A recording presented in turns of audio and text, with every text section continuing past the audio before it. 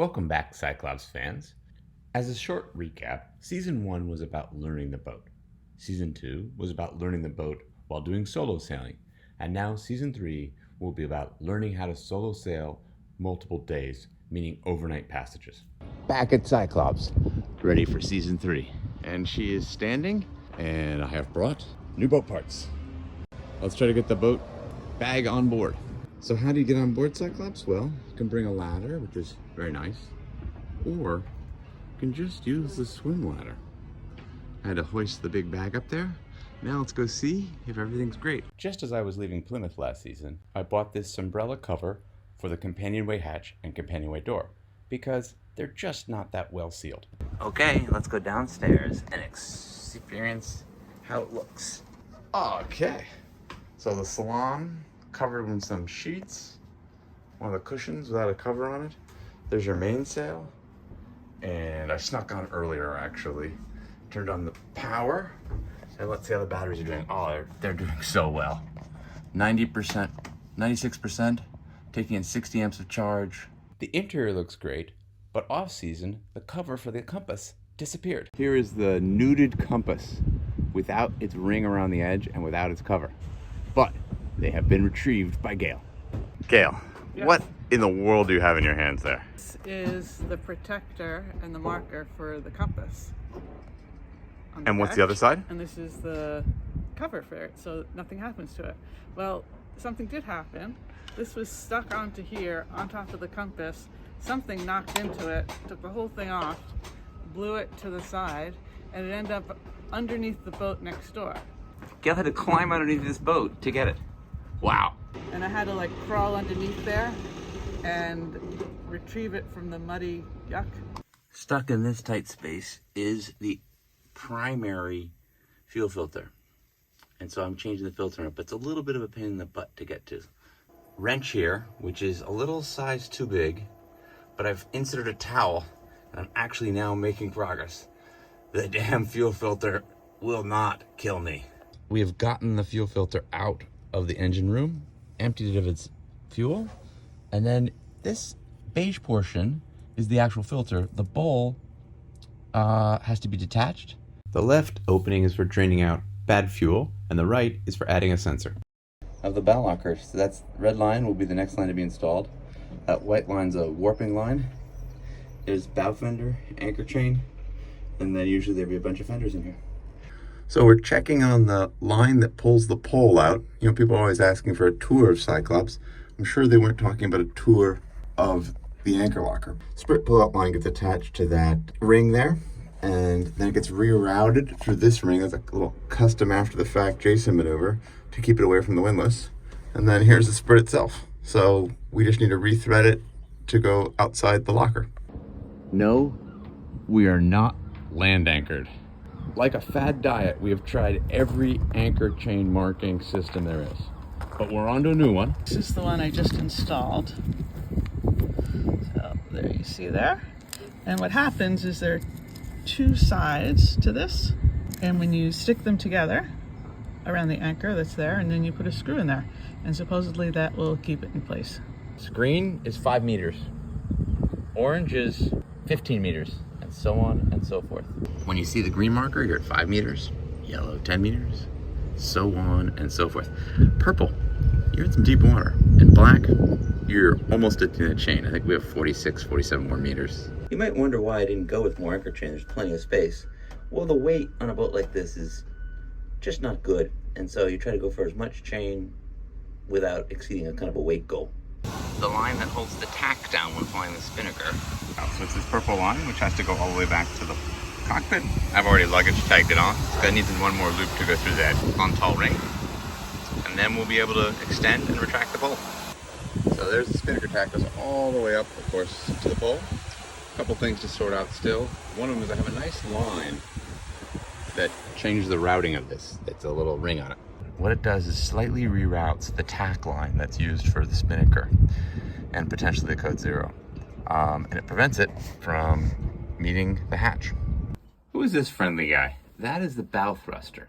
And we're doing an annual maintenance in which we take this hat off and we investigate the brushes.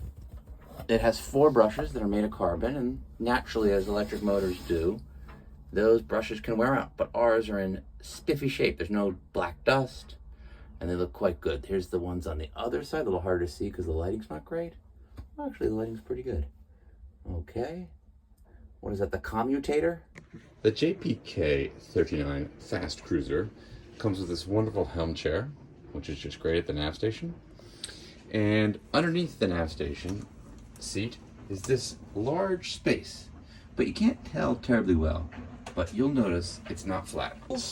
Said box of tools is going down in, and this is where it will become quite obvious. See, it's uphill, Which really is quite annoying when trying to store stuff. So I have done an upgrade. ta-da! Now with this simple wood insert that's shaped for the size of the space, I can now load all my plastic boxes of tools and spares and such and access them in a canonical horizontal fashion. Sales are on, but more importantly, the new Manhattan Yacht Club Burgee is now flying. Next up to install is the staysail halyard. Gotta go run that messenger line out and attach to this. Staysail halyard is now attached. The actual staysail. The staysail sheets. So they attach via one soft shackle, and there's 2 sheets obviously. And then the sheets through the in-hauler, through the adjustable jib car. They continue on. There's a little mini organizer. One hole's open right now for the Genoa. Then back through what's called a cheek block, which has a cam cleat on it, and then to the winch. Main sheet being installed. It's blocked from the boom down to the traveler car, through another block to the winch. Port side and one for starboard side. Next up is the traveler, which goes from these blocks here all the way to over there, through another block, and then up to where you steer. One half of the traveler is now installed. I'm using a new technique for turning the traveler, which is operating by toe. Here's where you trim the traveler from, right by the helm seat. And then this piece comes right out of the helm seat. And as I said, it's continuous. Okay, welcome to a uncomfortable, crowded job site. So what we're doing today is taking out the oil that is in the transmission, sometimes called the sail drive oil. And all the way under the boat, we have to access this little screw, which will drop the oil into this bucket. We'll see how this goes. Well, oil is coming out and going nicely in my bucket. A little bit of an environmental disaster. So here is the actual joint where the keel goes and pivots. You can see it doing that right there. And there's the entire keel. And it's not straight. You can kind of see it has a bulge at the end to give it a bit more weight down there. And then we'll go look at where it touches the hull. So that block on the hull is set up so that if the keel touches, it'll give you a wider angle. Okay, we're inspecting the new paint job, which is done okay. You know, probably not race boat quality, but it will keep little green guys from attaching to the boat. We're about to reveal the brand new Cyclops graphic. And we have no training. We've only read the instructions in a cursory fashion. We're missing key tools, but we're still hoping for an excellent outcome. Ta-da!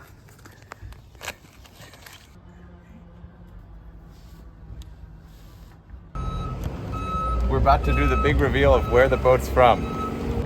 Oh, it's from Stuart, Florida, in Martin County. Well, the final work product is done. Next victim is the port jib car adjuster. Now you can see I have this white sort of messenger line in there. That will all get cut away right now. And then it gets replaced by the actual jib car adjuster line. There you go. I buy this line by the many of a meter. Starboard jib car adjuster Installed. And then when I return from the ring that's attached to the top of the mast, it will go to this empty ring right now. And starboard check stay is going in. Now starboard check stay goes takes the load of the mast at the fractional point and goes all the way up to where the staysail would be. That is the outhaul, which you feed through the back of the boom. Then you pull on the messenger line, it goes down the boom, inside of it, it comes out and is led to here. One outhaul installed. It's Reef Clue 2 time.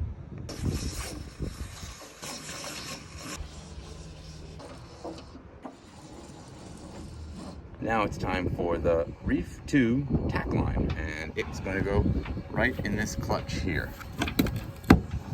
Let's thread it and walk it up to the mast. And this is Reef 3 tack, and it is installed. The general halyard, remember, goes onto a tensioner. There's a tensioner right there. Just a little puzzle making sure which end of the messenger line to pull and all that stuff, but I think I have it sorted. Let's go find out. There's the halyard, and then this is the, I call it like permanent messenger line. It's the thing that gets taken off after the general halyard's on the tensioner. And we've got it attached to the top of the swivel, and now we're just gonna pull on the messenger line and have all of this stuff go through the mast. And when this guy pops out, we are golden. Now we've did the 2-to-1 halyard. This is the code halyard. There it is, going all the way up to the top of the mast. And it's one that resides on the mast during the winter. The main halyard also gets stored up at the top of the mast during the winter, does not get removed from the boat. I might change my policy on that, but it was a little bit of a bear to get down, had a bit of twist in it. Now it's time for the spinnaker halyard to get installed. You may wonder, what's the order? Well, it's basically whatever's on the top of the line pile. Here's the end of the spinnaker halyard, which you attach to the head of the spinnaker. That clearly can't go through the mast, so we'll attach this to the rail, and then we'll use the messenger line. This is the messenger line. It takes the route of the spinnaker halyard all the way up into the mast, down through the mast, all that stuff, and we'll add the other end, the working end of the spinnaker halyard, to that location. Hey Jason, what are you up to? Getting us the dock lines on so we can go in the water, and when they use the dock lines to control the boat when it's midair, so I got really long ones.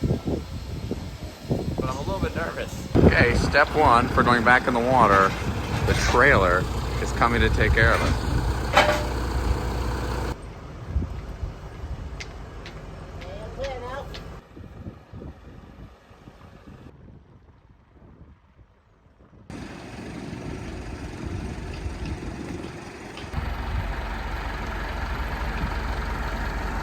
Well, waiting for the tide to come in.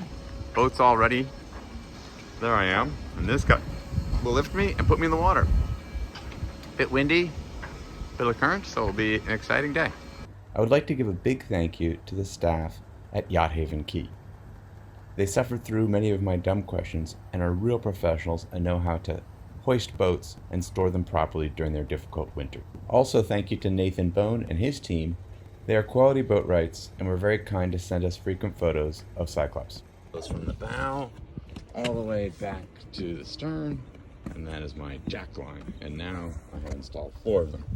1 on port, 1 on starboard to do deck work, and then 2 in the cockpit. You can see 1 right by there. And Lazy Jack goes all the way to the top of the, well, not top, about halfway up the mast. And then it comes down but breaks itself into 4 pieces. There's 1, there's 2, there's 3, and there's 4. And so those get attached to stack back that are basically like a catcher's mitt for the mainsail when I drop it. So they're just temporarily on these. Gail, how many did we get right on the first time? 2. On the first time? Yeah, you got 1. How many did you get right on the second time? 2. 2. So we're improving by 100%. The stack pack's purpose in life is to hold the mainsail when the mainsail's not hoisted. And here's the stack pack. It's attached at these 4 points. Gail's attaching 1 in the back. And then it's attached at a point up front, which will go through this boom hole. There's a similar one at the aft end of the boom. And the stack pack has battens. To give it some shape, there's one of the battens. It's important when you load the batten to load it from the side with the strap. The non-strap side is the receiving end, and this is the entry/exit area. Well, I'm I'm gonna get in trouble because I have to do my share of tying lines. Okay, Stack Pack now is ready to receive the mainsail. One year I tried to put the mainsail on, then the Stack Pack. Not clever. So I just installed this block. It's used for the Code Zero and the spinnaker sheets. And I always am driven nuts on why the shackle here can't be a captive shackle. So here you're installing it right over the water, right? There's some water, boom, wants to eat the parts. And wouldn't it be neat if the pin just stayed in the shackle? But nope, they sell you one where the two can separate and go swimming. Little pet peeve. There we go. Installed is the block that goes on the Code Zero. So that was our last halyard to sort out. We're pretty much done. Well, the cooking gas is now out of its normal storage. And the reason is I want to weigh it because it might be time to get a refill. And the cooking gas is stored Right in this little pit here. I don't know why, but they always seem to get a little bit of water on them and then produce a bit of rust. This big cap goes on it to keep it safe. By the way, the gas they use in France is butane. In the US, we're more used to propane. Butane, I think, leaves more black spots on your pots and pans. After a bunch of high-end mathematics, it's determined that we have 50% of the gas. So the tank weighs 275 empty and should weigh 6 1/4 full. Maybe I'll write that on the tank so I don't have to look it up next time. Just an aside, then I have to reattach the regulator. Here's the regulator. And they have a fancy cap where you can cap out your regulator if you were to keep it off season closed. So the network menu, right over here, which is under the gear menu, is really important. And one of the reasons it's important, it sort of does all the traffic routing of data. And so if you click on sources, it's going to tell you where a particular piece of data are coming from. And they made a mistake when they configured my boat, and I'll tell you why. Let's go down, all the way down to heel angle. And heel angle, they offer you two choices. The ZG100 compass, which is kind of a standard compass, and the fancier Precision 9 compass. And so the heel angle allegedly is more accurate on the 9. So they had originally at the factory put me on the ZG100, and today I changed it to the 9. And it was a 1 degree difference. I don't know if that makes a difference. They made the similar mistake on trim angle. Trim angle's whether or not you're doing a wheelie or not. And my trim angle's always off when the keel's up because I am doing a wheelie. Well, after a season on the hard, it's time to do a little stainless work. I'm a bit of a whirling dervish when I'm trying to commission the boat, so I forgot to film a bunch of line installs. I totaled up the number of lines. 40 are required to install every season. Boy, that's why it takes a week to get the boat prepped. Next week, I'll show you how I reef the mainsail even while reaching. It's cool and involves 2 inches at once.